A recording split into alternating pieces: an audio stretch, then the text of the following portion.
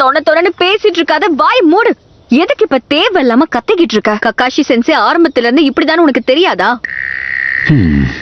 என்ன நமக்கு இருக்கிற மரியாதை கொஞ்சம் கொஞ்சமா தேஞ்சுக்கிட்டே இருக்கே. ஒரு பவுல் கூட சாப்பிடவே இல்ல.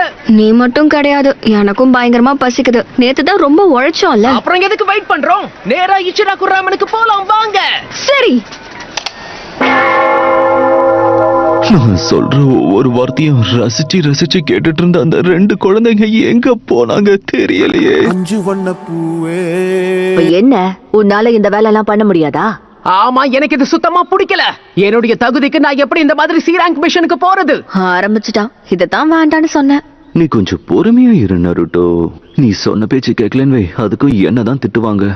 அஞ்சு வண்ண பூவே. சாகுரா, நீ சாப்பிட்ற இந்த ஃபுட் பெல்லட்ஸ் எல்லாம் சும்மா எமர்ஜென்சிக்கு தான். உன் வயசுல இருக்கிற பொண்ணு இப்படி இந்த மாதிரி சாப்பிட்றது எனக்கு என்னமோ என் மேல கோவமா இருக்கலாம். என்ன பொண்ணுங்க கிட்ட எப்படி பேசணும்னு கூட தெரியல இந்த பெருசுக்கு.